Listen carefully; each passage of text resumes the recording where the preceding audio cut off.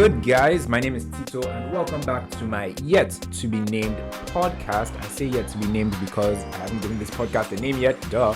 And when you're watching this podcast probably does have a name, but as at the time of recording this podcast, I'm yet to come up with a name for it. So that may explain the confusion, right? On this podcast, like I've said in my introductory video, I will be reacting to different things that I see online and on social media, etc.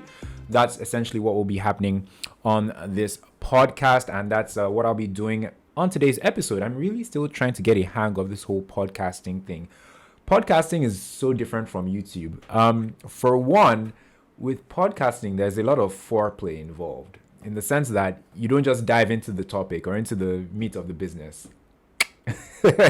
First of all, you dilly-dally, you talk about, how your day went, what book you're reading, all that type of stuff. You do a little bit of a sound check and stuff like that. You waste a little bit of time before you dive into the topic. But on YouTube, there is no time. Everybody's time is very precious on YouTube. You say, hey guys, welcome back to my channel. My name is this. Please remember to like and subscribe. And on this, in this video, I'm going to be talking about this. Let's dive into it. You just dive straight into it on YouTube. But with podcasts, because of the nature of it, and people expect podcasts to be long, naturally, people tend to just while away a bit of time. And I've just done that now. If you've been paying attention, if you noticed. All that preamble aside, oh, by the way, this isn't just a podcast. In case you're listening to this on a podcasting platform, this is also a YouTube video. So it's a video podcast. So that's all that to say that you can find this episode on YouTube as well. Just, search for my name or the name of this podcast, which I don't know as at now, but it's probably showing somewhere right now. And you'll find this episode in video form on YouTube. Now, in today's video, I'm going to be talking about something that I saw on my friend's Instagram recently. Very recently, I should say. My friend Abimbola Craig, she's an actor and a producer, and she put out something about being single and, being a certain age and the kind of people that she gets set up with. Let me read exactly what it was an Instagram reel, actually. What the reel said. Just give me a minute. By the way, I have a muffin right here, which is probably in frame. Not that I'm offering you guys the muffin. I'm just saying that I will be biting into it from time to time, like right now. So if you see me doing that, please forgive me. And if you hear me munching on my muffin, please forgive me as well. Where is this thing? I'm looking for it on my phone. Okay. So let me chew real quick. And that's another thing I'm going to be doing on my podcast. I'm going to be eating and drinking on my podcast. I don't know if it's allowed. I don't really see it much. I mean, I see Joe Rogan doing different things on his podcast. So I think it's all right. Eating shouldn't be a big deal on a person's podcast. So Abimbola's post, right? It says, POV, you're 36 and single, and all the people they want to introduce you to are divorced with kids and over 55. Seeing that video was really fortuitous, so to speak, because just 3 weeks ago, I had this same conversation with a good friend of mine who falls within that same age bracket about how it's only men of in their 50s and maybe late 40s that she's been introduced to as a single woman of a certain age. Like I said, she's in the same age bracket of late 30s and above. And I didn't really think about it back then. I didn't think much of it. But seeing it 3 weeks later on Abimbola's Instagram reel, I'm like, so this actually really is a thing. And that got the wheels turning in my head. I started thinking that, is this actually a thing? Are these women being wrongly, profiled by being set up with men in their 50s? Or does it actually make sense, for them to be set up with men in their late 40s or 50s and above? I thought about it, and actually, it does make sense. Because when you think about it, typically women tend to go for men that are older than they are, regardless of the age. Well, especially after puberty, right? And it's because of the argument, or it's not even necessarily an argument, it can actually be called a fact, that women they mature faster than men. So no matter what the age is, I think from maybe 13 or 15 and above, a young woman will most likely be more mentally and emotionally mature than a guy her age. And because of that, men tend to prefer to date younger women, and women tend to prefer to date and even settle down with older men. So based on that theory, I think it makes sense that a woman who is 36 or 35 and above, or like let's say between 35 and early 40s, right? It makes sense that the people that would be hitting on her or that they would try and be setting her up with would be men in their early 50s. It makes sense. Now, the argument that Abimbola posed, right, and I think even in the caption of the post, she said, why aren't people trying to hook her up with guys her age, like mid to late 30s or even in their early 40s? Why skip a whole decade of the guys in the 40s, in their 40s rather, and they're trying to hook her up or set her up rather with men in their 50s?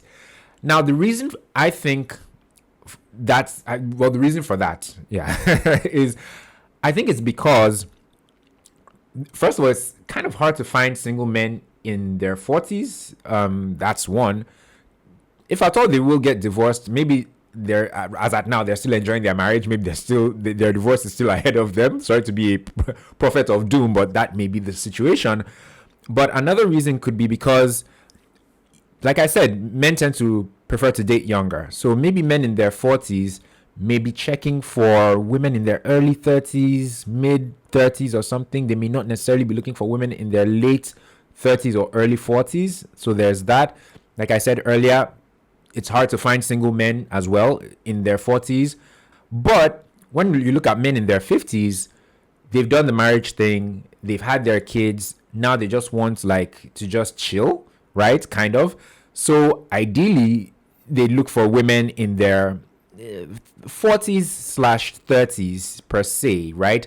And many of these men in their 50s, they have kids, they've done the marriage thing. Now they're just looking for companionship, and they're thinking that it's best that they just find a young woman in, late 30s to just marry, not necessarily to have kids with, because they have kids already. They're not trying to become a father again at such an old age. Now the problem is these women in their late 30s, many of them still want to have children. So that's one of the many other contentious issues between women in their late 30s and men in their 50s. So I think that's why you find people trying to set up women in their late 30s with men in their early 50s. So in essence, I think it is kind of logical that that dynamic happens between the women in their late 30s and men in their early 50s and above, right? So that's that, right? In the caption of Bimbo's post, which I'll get to after I take another bite of my muffin and a sip of water, she listed out 6 other questions tied to this topic, and I want to treat each of those questions. I feel I may have addressed one of them already with what I just said, but we'll find out after this quick food break. So, I'm back. In the caption of Abimbola's post, right, she says, I am relaxing and being taken care of to the next level. And she puts a disclaimer, right, so that people don't take things personal. Disclaimer, because, and this is showing on the screen, by the way, for those of you who are listening on the audio platform, if you watch on YouTube, this post is showing right now on the screen on YouTube. Disclaimer, because in the times we are in, people truly don't have a sense of humor and things have to be spelled out. I have nothing against men over the age of 55 who are divorced with kids. So she puts that disclaimer out there, right? And she goes on to say, now to my questions of the day. And these are the questions I want to address.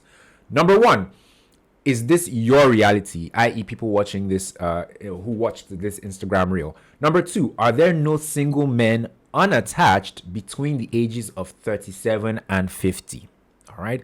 Question number 3, how tired are you of hearing all my single friends are useless? Number 4, she says, if you are single and don't want to be single, what are you doing about it?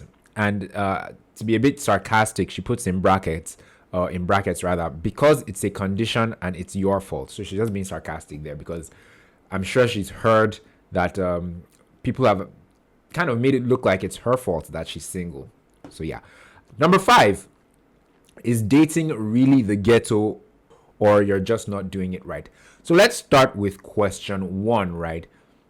So Bimbo's first question is is this your reality? I.e., are you a woman who is in her 30s being hit on or matched with or set up with men in their 50s? And you should check out the comment section of this post. Lots of women in the comment section say that yes, they're being hit on by lots of men in their 50s, hit on or, matched with or tried to be set up with, right?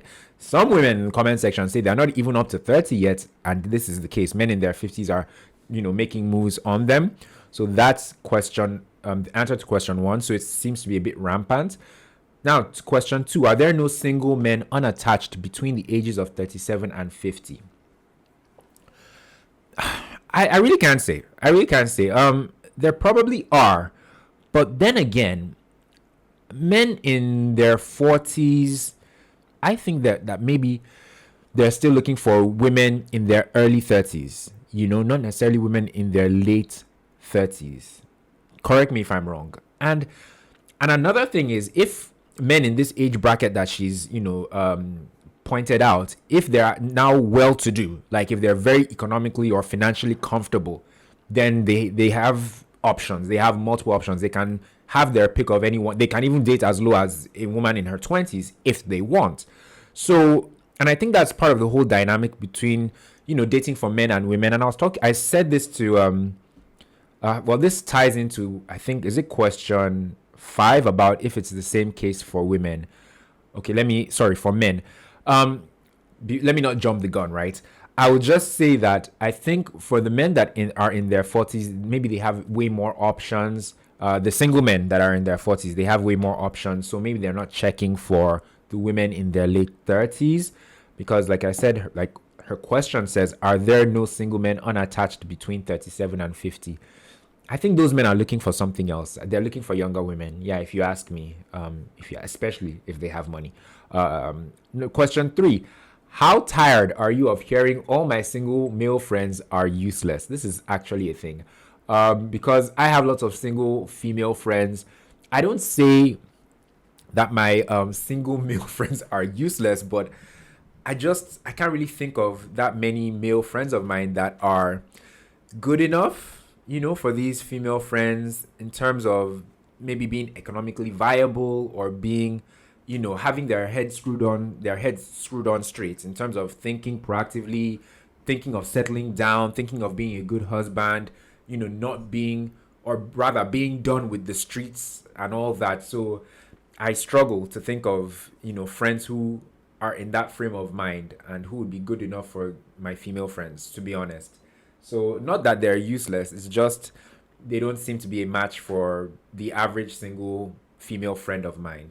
But I do get where Abimbola is coming from with this. There is a shortage of good men. I will say that there is a serious shortage of good men who are ready to settle down. Yeah, that much I can say. Moving on to question 4. If you are single and don't want to be single, what are you doing about it? That is also a good question. This is the question that she was being a bit sarcastic about when she put something in the bracket, right? But it's very valid. There are lots of single men and women who are not being proactive enough about finding someone or dating or finding love. Lots of people just sit in their houses, don't have much of a social life. They're not outgoing. They're not putting themselves out there, but yet they want to settle down, yet they want to date, yet they want to find someone. How is it going to happen?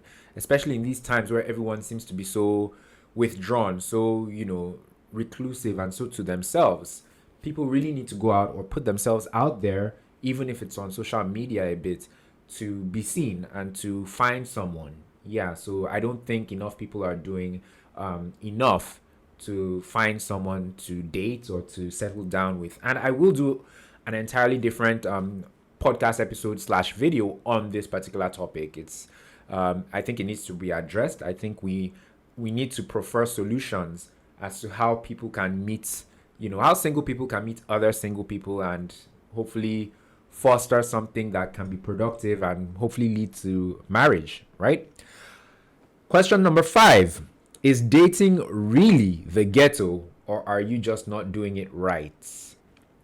That's a double-edged, is it edged or edged? I think it's both, actually. Some people say a double-edged, some people say a double-edged. but I'll go with edged. That sounds better, right? That's a double-edged sword. Dating is the ghetto. Yeah, the streets are the dating pool. It's a popular saying, or it's something I saw once. There's pee in the dating pool, and yeah, the dating pool is a bit trash. Well, it could be because people are trash. People are very selfish. People are they're just going about dating in the wrong ways. It seems very exploitative. It seems very selfish these days. People are just out for their own gain. They're not trying to, meet the other person where they are. They're not really trying to cater to the things that actually matter, in a marriage or in a union or in two people coming together. So I think the foundation in terms of what people are looking for and why they're pairing up, I think the foundation is very faulty. So there's that. And as a result, and this is a very widespread situation with lots of people, lots of single people, I should say. So yes, the dating pool is, there's pee in it, there's urine in it, it's trash. But also, there are lots of people who aren't doing it right. Like I said in the previous point, a lot of people aren't putting themselves out there. A lot of people they're not learning how to, even just having conversations, having interesting, insightful conversations that can help you get to know someone better. People's conversational skills these days are quite poor, and they're asking the wrong questions on dates. And it's that's partly the problem. They're having an interrogation as opposed to just getting to know someone or just having a conversation or just going with the flow. I know people hate that term, going with the flow, but when you make it just about some kind of Q&A or just getting straight down to business, you make it feel like a job interview, and it just takes the fun out of the entire thing, and you just miss out on the humanity of dating, if I can call it that. So yeah, like I said, double-edged sword. Yes, dating is the ghetto. People are trash. Well, lots of people are trash, but there's still some good people out there. But also, lots of people are not doing the whole dating thing right. And I know what you're thinking. Tito, are you married? You that you're talking. I'm obviously not doing something right for me to still be single. But I'm self-aware enough to know that that there are problems, there are issues, even though I am, part of the problem, so to speak, or I'm a victim of the entire situation or the ecosystem. So I believe that, yeah, that can be the case, but I can also acknowledge what the problems are, and that first and foremost, there are problems. So yes, so that was question 5. Moving on to the final question as I glance at the time to see how much time I have left. My aim for this podcast, right, is for each episode to be like half an hour. So I think that's sufficient time for people who are like listening to this podcast, maybe while they're, in the shower and getting dressed, or on the commute to work, or they're cooking their breakfast, their lunch, or their dinner. I think half an hour is sufficient. So typically that's the time I will be aiming for, right? With this podcast, right? And the different episodes I'll be doing. I just wanted to put that out there. Just so you guys know, there's a lot of introductory things I'll have to be saying because these are still the first few episodes of this podcast. So please bear with me. Coming back to Bimbo's her video and the final question while I take another sip of water, please bear with me. Bimbo's final question, which is question 6, right? It says, does this same criteria / principle and way of thinking apply to men over 35 too? And by criteria / principle, for men 35 and above too, I believe she means men that are 35 and above. Are they also meeting women who are 50 and above? I assume that's what she means. Who are, divorced and with children. Let me read that again. Does this same criteria / principle and way of thinking apply to men 35 and above, right? I guess what she means by that is the dating pool thinning out for men 35 and above the same way it's thinning out for women 35 and above, because that is actually a thing. And I don't think it is, because as people grow older, their choices or their options in terms of dating tend to reduce. People get married, so the actual people that they can date tends to reduce, right? And but I think for men, right, as men get older, they still have the option of dating younger women. They can date younger women. They can date and marry women their age. They can date or marry women slightly older than them. So that's for men. So they have all those options. But for women, particularly in Nigeria/Africa, where women are not so open to dating younger men, it happens, but they tend to frown on it. For women, their options really are dating men their age, or men that are older than them. Lots of women do not consider men who are lots of women do not consider men who are younger. So by virtue of that, men automatically have more options even as they grow older. Another dynamic is that when you throw financial stability and economic viability into the mix, right? A guy who is financially stable, who has, dare I say, maybe if he's even wealthy, he can date anyone he wants to date. If she's legal, if she's 24, 21 and above, he can be 55, he can be 60. If he has money, especially on this continent, Africa, even in the West, if you have money, you can date as, so far she's legal, by the law, you can date and maybe even marry a woman as young as 21, right? But with women, a woman who is economically viable, who is well-to-do, maybe even wealthy, it's not the same, because the general perception, and I know you've heard it too, is that women who have money and who have means tend to be intimidating, while single women who have money and who have means tend to be intimidating to men because of the whole power play. He may feel emasculated if she's calling the shots, particularly financially, because in relationships, really, and particularly in marriage, it's the breadwinner, or he or she who brings in the most money, who tends to, in many cases, be seen as the leader of that home. So if in a situation where a woman who is whatever age, or sticking to this video and the limits that Abimbola has set in her post, 35 and above, and she's wealthy, men may feel a bit intimidated by that, and it will be a tricky it'll be tricky to navigate that type of situation, where a woman is earning so much and she's trying to date a man who isn't earning as much as she is. So coming back to what the point I'm trying to make, right? Wealth for a single man, regardless of his age, works in his favor. He can date even more women, right? But wealth for a single woman, that kind of works against a woman, a single woman, regardless of her age. So far she's wealthy. It's tricky. But you get the point, right? How money isn't the same for both genders when you're single and of a certain age. So coming back to Bimbo's question of, does this same criteria / principle / way of thinking apply to men over 35 too? It doesn't. Men over 35 don't have the kind of pressure that women over 35 have. They have way more options. No one is on their case about settling down. The dating pool isn't thinning out for them the way it thins out for women. It pains me to say that, but I feel like that's the truth. They still have lots of options. We see it all the time. Men in their 60s or 50s marrying 20-something-year-olds or 30-something-year-olds. So, it's just not fair. But it is what it is. It seems to be the reality of the whole dating situation.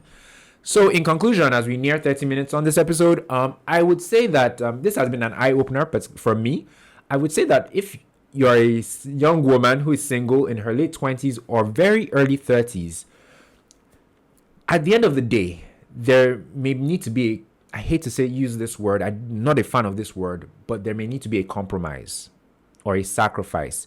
Because either you are going to compromise and date and marry that young guy who is your age or just 1 or 2 years older than you, even though he may be a bit mature, he may have 1 or 2 red flags or 2 vices. You may need to, I hate to use this word as well, settle.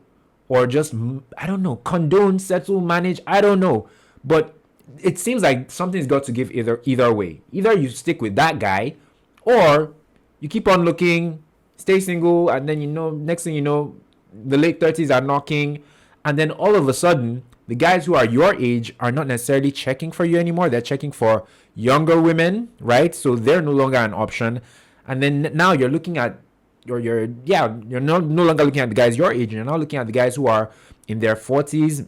And like I said earlier, those ones are still married. Most of them. It's hard to find single guys in their 40s. The next thing, you're looking at guys in their 50s. So my advice, once again, is you're a single woman, late 20s, early 30s. Something's got to give. You're either going to compromise by marrying those guys that are your age or in your age bracket as a woman in her early 30s, or you're going to continue waiting and stay single for a while, and then late 30s / early 40s, the guys that will be more available will be those guys in their 50s who at that stage will most likely have been married and divorced and will most likely have kids. So it's either those ones or the slightly immature guys in your early 30s. It seems like either way, there needs to be some kind of compromise. That's just how it looks to me. I'm not saying that's the way it is, but it seems like that's the way the picture has been painted from what I've seen lately and the conversations I've had. But I'm curious to hear what you guys think about it. If you agree or you disagree, let me know. Especially if you're watching on YouTube, let me know in the comment section down below. If you're listening to this as a podcast, you can hit me up on social media. My handle is at Eniola Tito. Let me know what you think about the whole dynamic of women in their mid-30s and above, and what their options are dating-wise. And I was going to say if you think it's fair, but obviously it isn't fair. But life really just isn't fair to women when you really think about it. It's crazy. It's very unfortunate. But it is what it is. Let me know what your thoughts are, either in my DMs or in the comment section down below if you're watching this on YouTube. Thank you guys so much for sticking with me for these almost 30 minutes. On the call to action for podcasts is please rate this podcast 5 stars only. That's what I hear people say. So yeah, please do that. Share this podcast with a friend.